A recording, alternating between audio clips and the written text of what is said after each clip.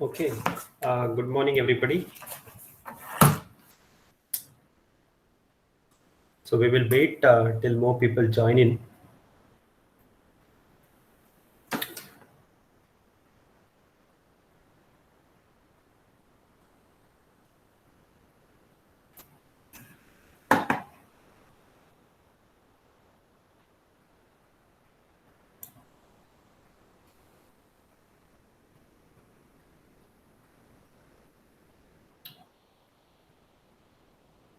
Okay. So are there any questions so far from yesterday's discussion about the exam? Anything at all?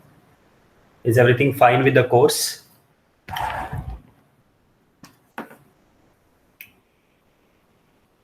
How do you find this course? Is it difficult, easy, fast-paced, slow-paced? You can type in your comments in the chat if you have anything to say.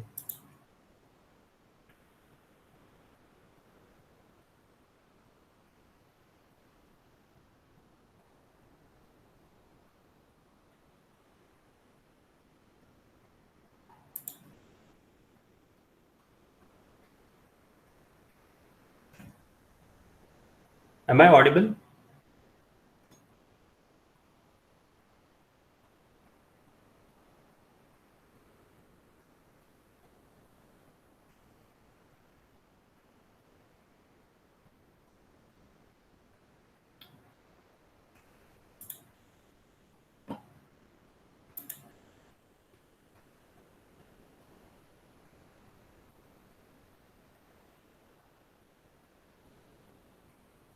So let me just ask the master students how they are finding, masters and postgraduate PhD students. So Lakshmi, how do you find this course? You have been corresponding with me. So how is it going? How are the concepts? Um, I like the way you teach the course because we get to watch the. Sorry for the disturbance if you're hearing. No. It's perfectly clear. Go ahead.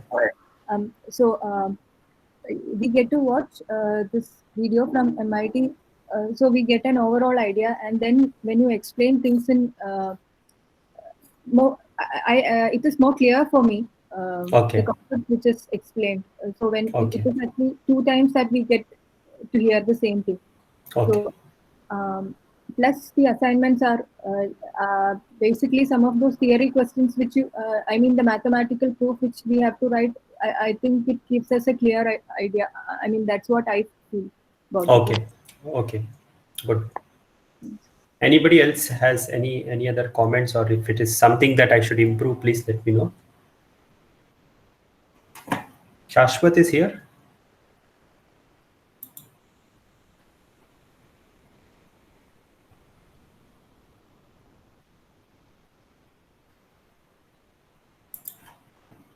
How are the UG students finding it?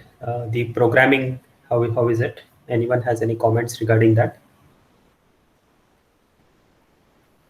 See, I need to know because I have no idea how you are responding. If it was a physical class, I could have seen in your face what's going on. So right now, for all I can say, you are not even listening, right? So something you need to tell me if there is any problem. Sir, actually, conditional probabilities are a bit difficult to understand compared to the remaining part. Joint PMFs are fine, but conditional are a bit difficult. That's what I felt. So for the conditional random variables or conditional probability itself? Random variables, conditional Okay. random variables. Okay. Anyway, conditional random variables, we haven't spent too much of time. Yeah, but we will do something about it. Okay. All right. So let me just, maybe I will try to do some examples, videos, and I will share it with all of you. So see, if you are going to point out issues like this, I can do something about it. Okay. So I will make some videos on conditioning in random variables. Okay. So I think expectation in using like expectations involving the conditional functions like probabilities, they are a bit difficult than normal ones. okay, so expectation. So expectation of x given Why expectation of Yeah. expectation? Yeah. Okay. Yeah. So I will do something about it. So yeah, all right. Any other areas where you want me to do it? Anybody besides? I mean, Tanuja, you can also say. But if there is anybody else wants to suggest something, please go ahead.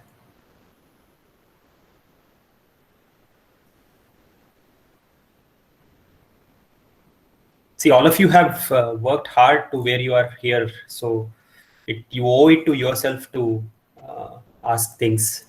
There is nothing to be shy about. So if there is something that I should help you with, please let me know.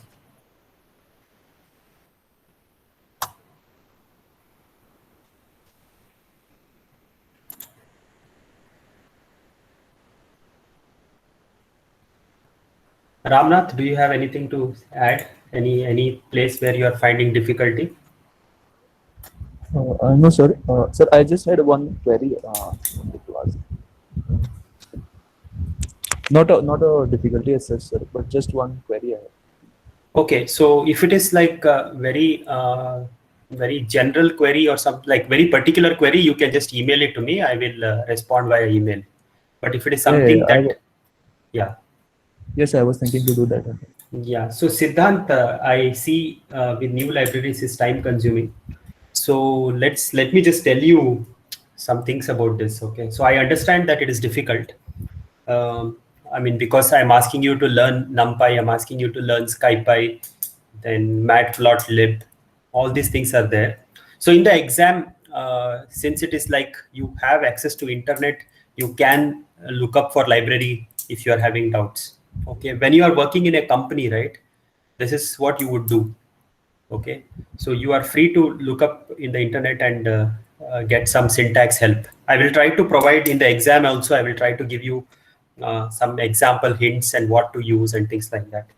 Okay, so I am not in the favor of like explaining every single thing to you, because it's insulting to you as well as to me, because you guys are smart and I shouldn't be spoon feeding you, and you will learn on your own with little difficulty. Okay, so I should teach you things which are like much harder, which you will not be able to pick on your own. So that's what I'm trying to do. Yeah. Yes, please. Yeah, Siddhant, use Stack Overflow, NumPy. Go ahead and use them. I will try to before your exams. I will try to do some programming videos, but not to teach you programming, but just to show you how we can use. Okay. So Kushbu, I will also do some programming questions. So I will be very verbose in the midterm. I will tell you exactly what to do. Okay. So it will not be too difficult. The idea of asking programming is because unless if I just do theory, you will feel like it is completely disconnected from the world, but it's not like that. They are connected together. Okay, so we have to do programming, and so I would have really liked all of you, even undergraduates, to do the project that I have given. But I understand that you are busy, so I'm not insisting. So, but please try to do it at your own time. You don't have to submit to me. But if you do submit also, that is also fine. So just keep in mind that probability is not just an exercise in math. All right.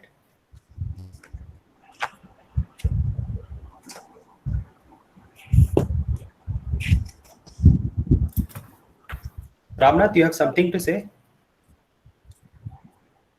No, sir. No, sir. I think by next week. Okay. Sir, Yeah, Siddhant. Sir, as you said that if we want, we can turn in the project late as well, like after time. Yeah. Undergrads. So, sir, will you be like providing feedback then? I will see if you are going to take the effort to do it. I will definitely take the effort to give you feedback. Okay, that's for sure. So you can send it to me even after your course is over. So yeah, so no problem. You do it whenever you have time. Thank you, sir. Okay, so I think there is a good many number of people who are here. So let's just so today we will have the quiz, and yeah, so let me just start with today's topics.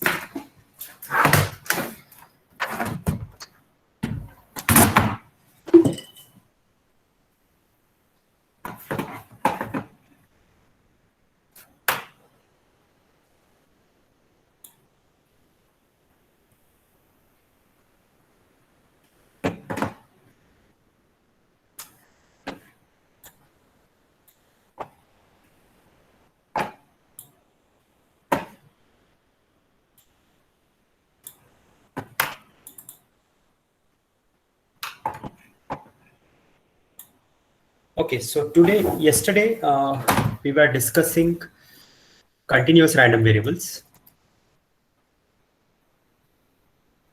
And then as part of continuous random variables, we saw the example of uniform random variable. So uniform random variable has this density function, which is given by 1 over b minus a and this, right? So what we saw as part of continuous random variables are that if you integrate over the all real axis, which is minus infinity to infinity, fx of x dx, you will get 1. We also saw that if you want, you can also integrate over a region of interest, and this will give you what's the probability that x belongs to b. And likewise, we saw that expectation of x is this stuff, x, f of x, and then variance of x. So all of these things we saw yesterday. And what we really understand looking at this is that when you are going from discrete to continuous, all you need to do is replace the summation with integration and replace the probability mass function with density. Okay, so this is the thing that we learned yesterday. And then I had just begun talking about normal distribution. So normal distribution, it appears everywhere. Okay, so the thing about normal distribution is it is parameterized by two quantities, which is mu and sigma square. Suppose x is normal, you can completely specify it once you know the mean and the variance. Okay, and the density of this function is this. So instead of writing e power, I'm writing exp, but I hope this is clear what I'm saying. This is e power, okay, e power something. So what is this? So this is minus x minus mu whole square by 2 sigma square. Now, if you look at this density, as you know, density completely specifies the continuous distribution. There are only two parameters that are unknown in this. So that is, one of them is the variance and the other one is the mean. Okay. So now, just as a exercise, let's look at how it will be when we plot this. So this is a very useful tool. It's called the Desmos. Okay, so it's a website. So what that does is it lets you experiment with functions that you want. So for example, here, I have taken x minus 2 whole square by 2. So that is a function which looks like this. Okay. So now I can do e power. I can just say e. So to get a power, you have to put the mark like this. So this hat, the symbol hat, which is on top of the button 6. Okay, so this is for the power. So how do I do that? So I just say, sorry. So this is this. So I want to see how e power behaves. So e and that hat I press, then I will do x minus 2 whole square divided by 2. Okay, so if you see, so this was the first function. So this, you can change the colors also. So I don't know, something you can do to change the color, but anyway, so this is the function minus x minus 2 whole squared by 2. Okay, so it's a negative function except at point x equal to 2. Okay, so when you do e power minus x minus 2 whole squared by 2, you will get this function. Okay, so now this is a normal function. Of course, there is a constant that I have missed. So if I want to put that constant, it will be 1 divided by square root. I don't know how to do square root. Let me just try a square root of, yeah, this works, 2 pi. Okay, yeah, so this is the actual normal distribution. All right, so first question to the group here, what is the mu and what is the sigma? So let me show it side by side to the formula that is here so that you can see, and then you can answer. Mu equal to 2, sigma equal to mu. Yeah, very good. So that's correct. Okay, so if you look, mu is equal to 2 and sigma equal to 1. So now if you change mu, so let's say I change mu to 4.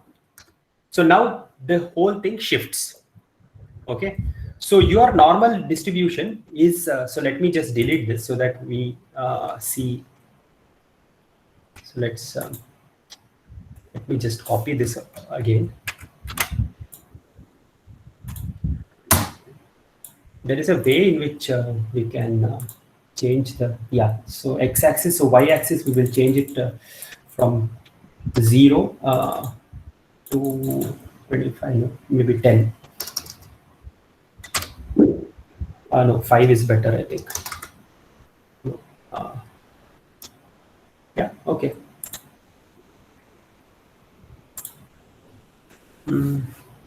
Still it is not very clear, so let's just make it maybe 2. Yeah, so now you can see this thing very clearly. Okay, so when you change mu from 2 to 4, it shifts to 4. Okay, and it is always symmetric about the mean mu. The reason is this function itself is symmetric, right? X minus 2 is symmetric, x minus 4 is symmetric about 4. So it's a mirror. So if I place a mirror over here on x equal to 4, either side will look identical. Okay, so this is the first thing that you can see. When you vary this number, so if I change it back to 1, it's going to shift. Okay, that's the first thing. So what does changing mu do? It shifts the normal distribution over the x-axis. All right, that's the first thing. You can always have it as negative elsewhere. So you can make it as minus -1. So that will shift it to mean as now -1. All these things you can do. So second thing that we will do is we will look at the effect of sigma squared. So let us choose sigma equal to maybe let us choose sigma equal to 2. So sigma squared is 4. So let's put that 2 into 4, and we have to put a 2 here.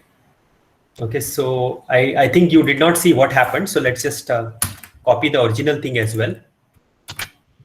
So the original thing is here. Okay, so the one in green that is here. So one in the one in original one is the black one, and the green one is where I have made the sigma equal to 2. So what is the effect? Can somebody tell me what's the effect of changing the sigma? The spread increase. Yes, so when I change sigma, the spread is going to increase. So these are all very obvious, easy things that you can do by playing with this tool called as Desmos. Okay, so that's about it. So as you know, sigma stands for standard deviation. Sigma square stands for variance. So when you change variance, if you increase variance, the spread increases. If you decrease variance, the spread decreases. And all of this you can see by plotting it in the figure. All right. So I guess the density function itself and how it behaves is clear. So now let's discuss a few properties of the normal distribution. The first and foremost important property of the normal, I mean, very useful, it keeps coming in several ways. It will be useful when you learn statistics also. The first thing that you should do is this. It is called as 68, 95, 99 rule. Okay, so this is one very important property for the normal distribution. So what you have is, so let's take a normal distribution, something like this. Okay, so let's say this is my mu, and then we have, so the expectation of this is mu, and the variance, let's say, is sigma squared. Okay, so now what we can do is we can find out the standard deviation of x, which is square root of variance, and it is sigma. Okay, so now if I just take this, if I take a width of plus or minus sigma, so this is the first thing. Okay, so let me just draw it a little more legibly. So what is this? This is mu minus sigma. This is mu plus sigma. Okay, and I ask what is the area? I mean, what's the probability that you fall in this? So let me write it mathematically, what I'm saying. So what I'm asking is, what's the probability that x lies between mu minus sigma and mu plus sigma? Okay, given that x is normal with mu and variance sigma square.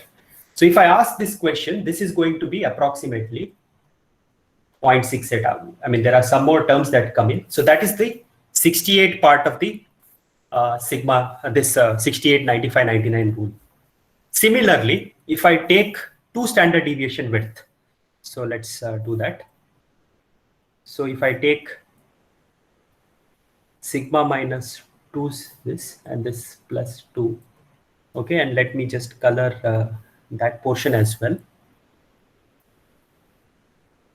Okay, now what we have now for this thing, as you can guess probably, it's that whenever you have x in this entire range, including the blue range, if I include 2 sigma standard deviation, this is called 2 standard deviation interval. If I take the 2 standard deviation interval, you will get that this is this probability is 95. Okay, and finally, as you can probably guess quite easily, if you take 3 standard deviation,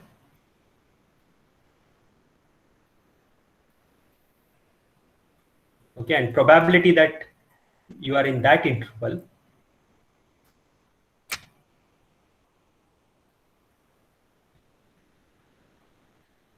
this is going to be 99%.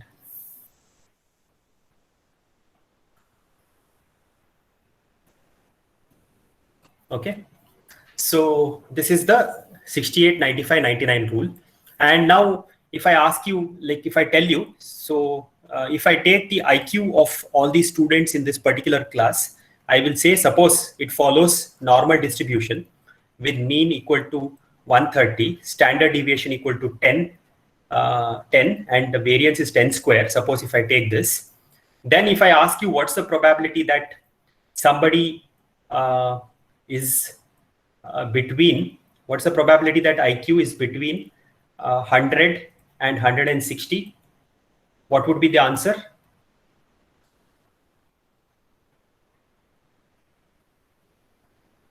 So using the 68, 95, 99 rule, can someone tell me that?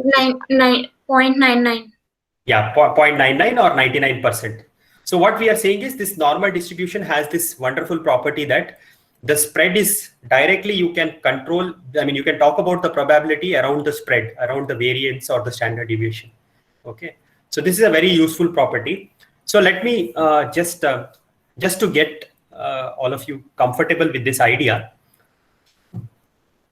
let's just do one more example. Okay, let's see. So let's start easy. So it's open to anybody. So what is the probability that x does not belong to mu minus 3 sigma and mu plus 3 sigma? What is this going to be? 0.01. Yes, very good. This is 0.01. So now what is the probability that x is less than mu minus 3 sigma? What is that going to be? 0.005. Yes, very good. So this is 0.01 divided by 2 because it is symmetric. So, okay, you can do all of these things quite easily just by knowing the 68, 95, 99 rule. Okay, very good. So these are all nice things that you can do with this. All right. So, all right. So yeah. Okay. So let's just do one trick question. So this we know, right? So now what is the probability that x is strictly less than mu minus 3 sigma? What is that going to be? Yes, anybody? It should be the same. Yes, that is correct. See, the reason is, let's try to, he says that it should be same as 0.01 by 2. Let's try to reason this. So the LHS is equal to probability that x is less than or equal to mu minus 3 sigma minus probability that x is equal to mu minus 3 sigma. Is this okay with everybody? Anybody has any confusion for this step?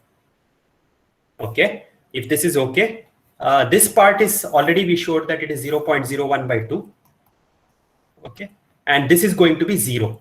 So continuous distributions, I have been telling you since yesterday, for any point there is no mass, the probability that it falls exactly on a given point is going to be 0. Okay, is this clear why this is why this is true? Does anybody have any questions for this? Let me just see the chat window.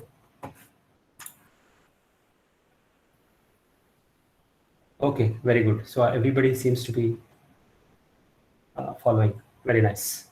Okay. Okay, so this is so far as some of the properties with normal distribution. Okay, so let's do the next interesting and important property of normal.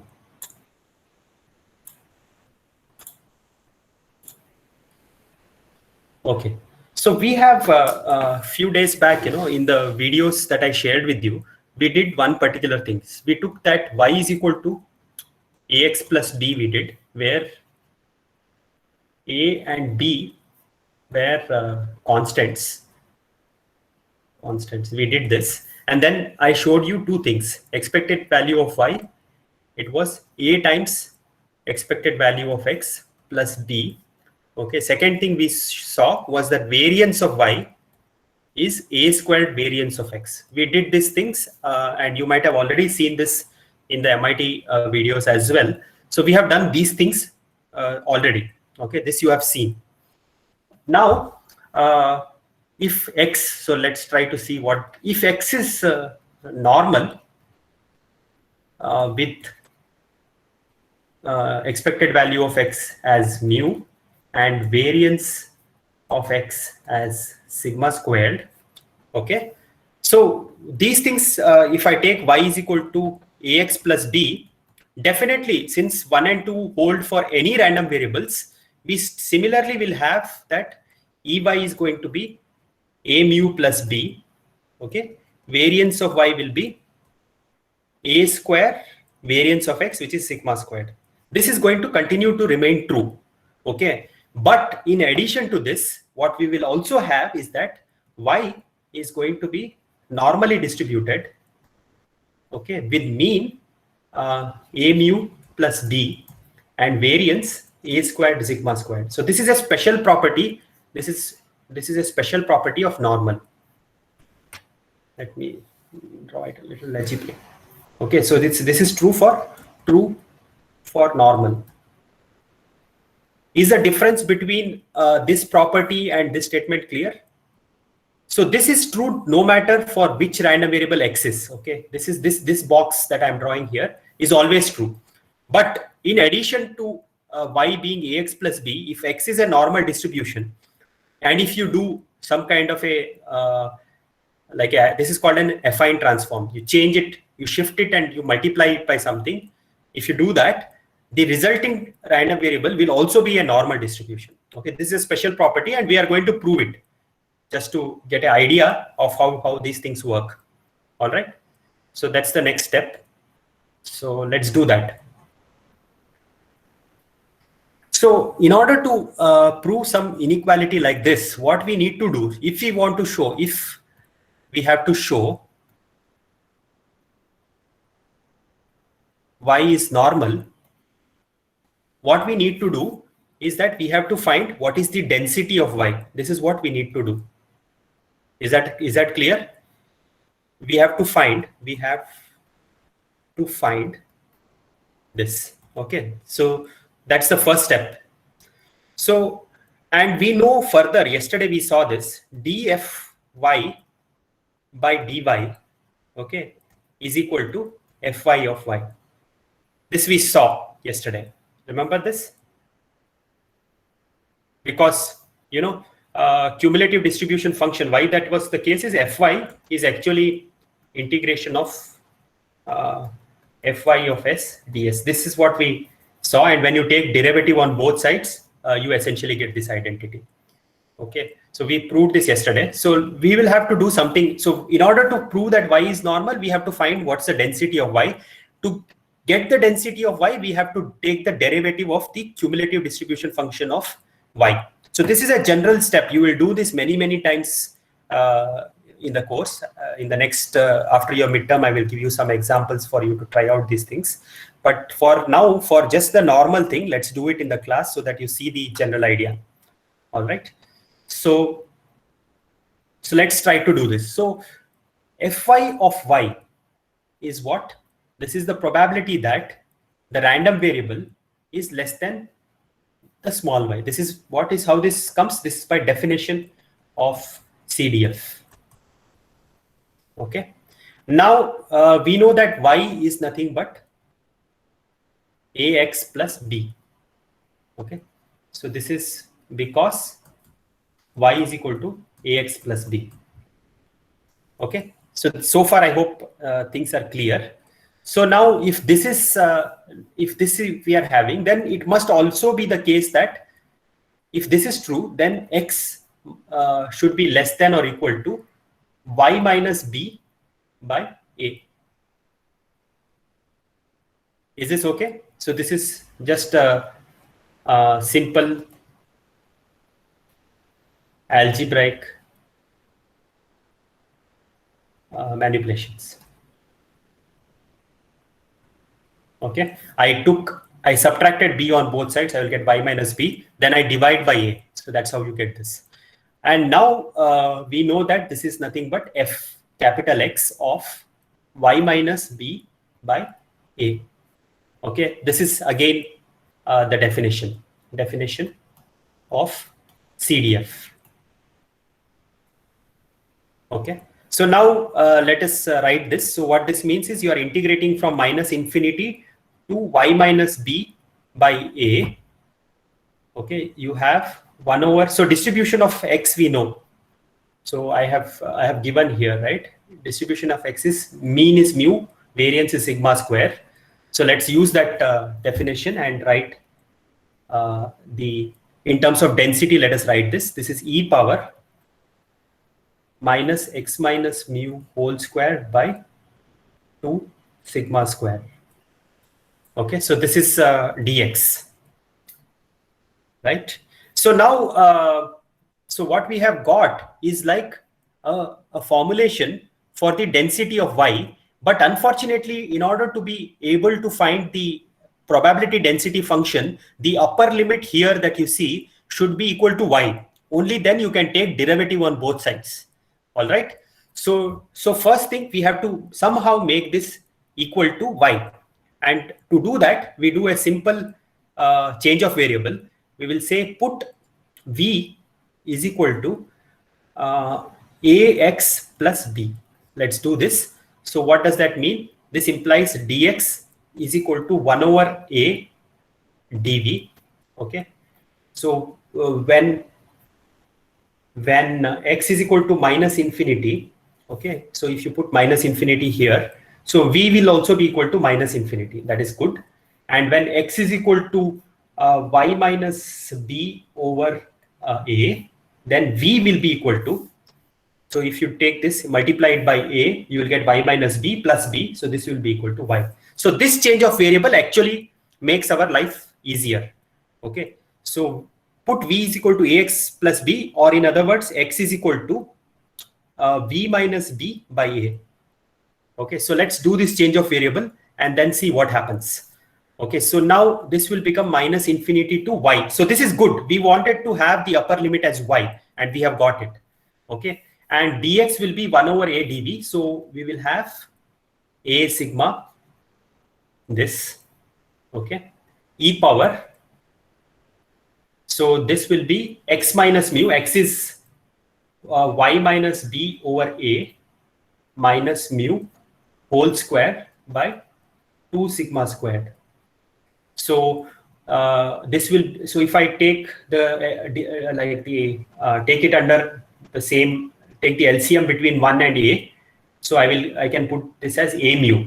Okay, and then the denominator a will come out, it will become a square. So let's do all of that. So what you will get is minus infinity to y. Okay, a sigma square root of 2 pi e power minus y minus, okay, this will be a mu plus b whole squared divided by 2 sigma, the change of variable is not y, right? It's v. So this is v. I'm sorry about that. This is v. Okay. Sorry, this is y only. This is y. Here, this is v. Okay. So I'm sorry. This is just a minor mistake. So this is dv. This is dv. And this will be sigma squared, and the a square will also come. Okay. So now what we have shown is that fy of y is equal to this. Okay. Now if you see carefully, this looks exactly like the density function for normal. Okay. So therefore, taking the derivative on both sides, now I can take the derivative and remove this integration function because the upper limit is exactly y. Okay. So this is fy of y, the density function is going to be a sigma 2 pi e power minus v minus a mu plus b whole square divided by 2 sigma squared a squared. So now this looks exactly like the general density function that we have seen, right? That the general density function will be something like this.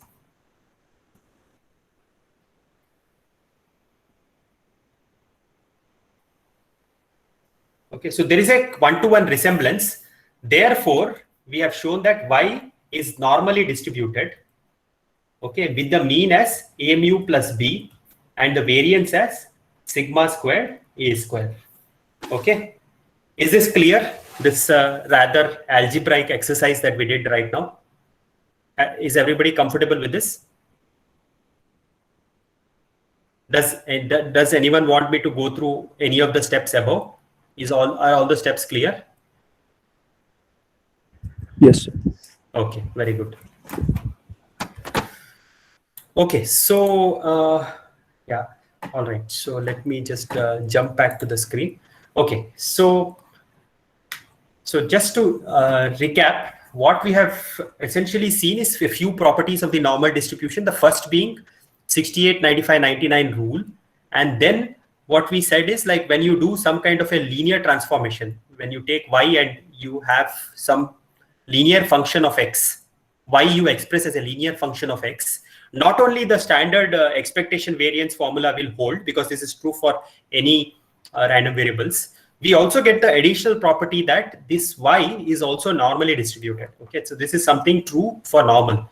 Okay, if you need to make this claim, you need to show it, and the proof that we did was you find out first the cumulative distribution function in these steps. Okay, and then you take the derivative on the both sides. In order to be able to take the derivative, the first thing you need to do is the upper limit has to be the same as the variable that you want to have. So this was fy of y, right? So this has to be y. And for that, we did a change of variable. This is something that you have been doing in class 12 quite often. And once you take this particular change of variable, what you get is that you get that the density is a normal. So that is what we have shown. Okay. So let's do a few more things. And then I will stop for today. So one thing I have carefully, I mean, see, for the whenever we talked about uniform, we did that this area was 1, right? We actually took this as A, this as B, and 1 over B minus A. And then we can show that this area is actually turning out to be 1. But I never showed you how this integration, this one, okay, I never showed you this. Why this is equal to 1, I did not show.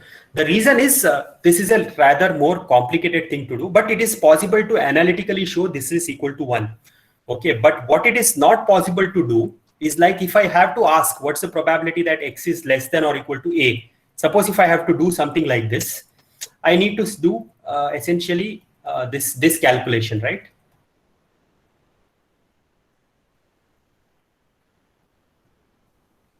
I need to do something like this. Okay, this is this unfortunately this integral, this definite integral is not tractable. Okay, so this is a problem. Whenever you want to find, whenever you want to do an integration with respect to the density of normal between any limits that you have, you cannot do this. Okay, so there is a problem here, and there is a simple way in which we overcome this. What we essentially do, okay, so here in this particular, so this is the example. So in this particular example, X is distributed as normal with mean mu and variance sigma squared. So in order to do something like this, I mean, you want to find out an integration of, you want to find out what is the probability that X is less than A. Okay, we do the following algebra. Just note what I'm going to do. Okay, so this is equal to probability that, okay, X minus mu is less than A minus mu. Is this okay? I'm just shifting these two and just saying the same thing. This is also true that this is X minus mu by sigma, okay, A minus mu by sigma. Okay, now if you take, let's say, call Z is equal to X minus mu by sigma. What is the expectation of Z? Yes, what's the expectation of Z?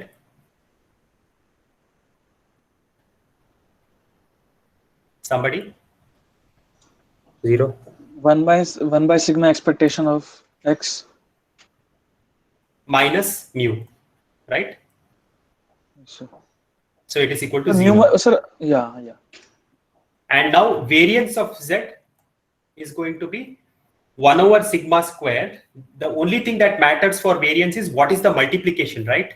See, if you see our original rule, okay, if you see our original rule, the only thing that comes in the variance is the scaling factor. So the scaling factor is 1 over sigma. So it becomes squared. So this is 1 over sigma squared into variance of X. Variance of X we know is sigma squared. So the variance of Z is 1. So what essentially we have is that this is Z less than or equal to A minus mu over sigma, where Z is called as the standard normal. Z is a standard normal. What is the meaning of standard normal? So standard normal, mean is 0 and variance is 1. So that is the meaning of standard normal. And for standard normal, you have essentially what are called as the normal tables. So you just look up in that table for this value. Okay, you just look it up in the table for this value and you get this probability. All right. Okay, so I think there is just 20 minutes left. So I will just open the floor for any questions for next 5 minutes. If there are any questions, please ask them now. And the last 15 minutes, we will keep it for the quiz. So any questions in this algebra that we did for a general normal, this last thing, I mean, the other thing I believe was okay. So here you might have some confusion. So if there are any, please ask me now. So can you just explain why expectation of Z is 0? Okay, so expectation of Z. So let's do this. So this one, right? So Z is, if I write X minus mu by sigma, another way to write it is, let me take a different color. This is see, this is a constant, right? 1 by sigma is a constant. So 1 by sigma X minus mu by sigma. Is this okay?